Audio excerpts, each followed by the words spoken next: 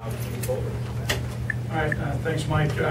Disappointed, obviously, in the outcome and the finish. A lot of opportunities for us to go out and get the job done, and we did not, which is disappointing. But I thought a lot of positives. I thought that we were able to take the ball away, the way that we were able to stop the run, and obviously effectively run the football. Nice to have Dan back out there and make some plays.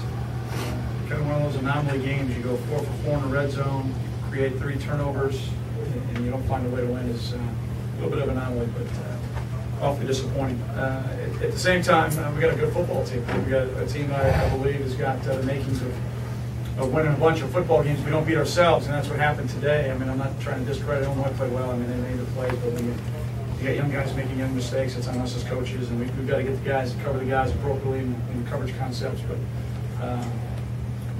thought the plan was positive. We didn't get our guys to execute, and that's on us. But good news is we're finally going back home to play a dang Big Ten football game.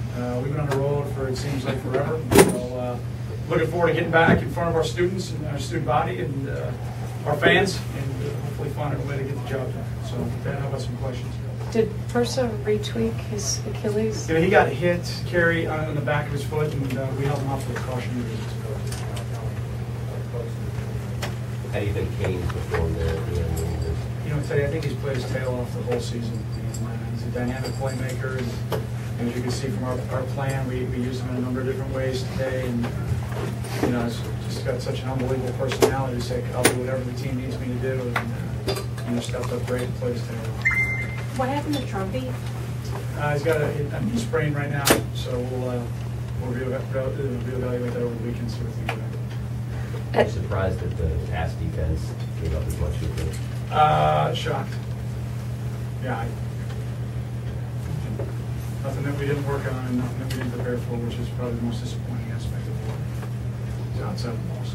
When you're talking about guys making mistakes, is it making the same mistake over and over and they kept exploiting, or different? I think it's a combination of both ones. Yeah, the first couple of series when they're running exchange routes and dropouts, we got a guy that's got to come off and he doesn't. We come back and they do it again, and we make a check, and the guy doesn't hear a check. We got some young players playing their 4th game, making some young mistakes on the road. You've got to coach them, and that's the bottom line.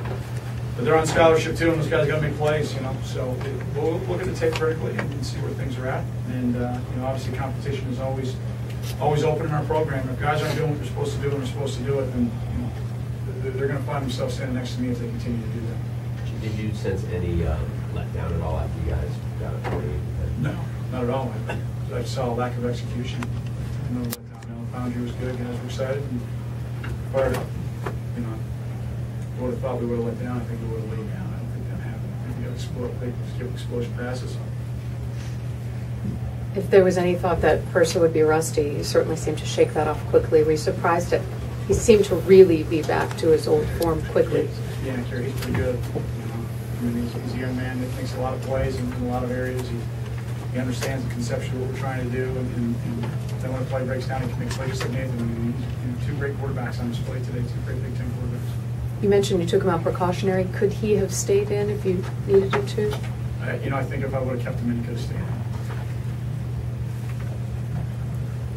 Did you feel good about your chances there when you take the lead with about a minute, about 70 seconds to go? Yeah, I mean, they got 3 timeouts, but we talked about what we expected to see, either exchange route or deep over, and guess what we got? We got a deep over.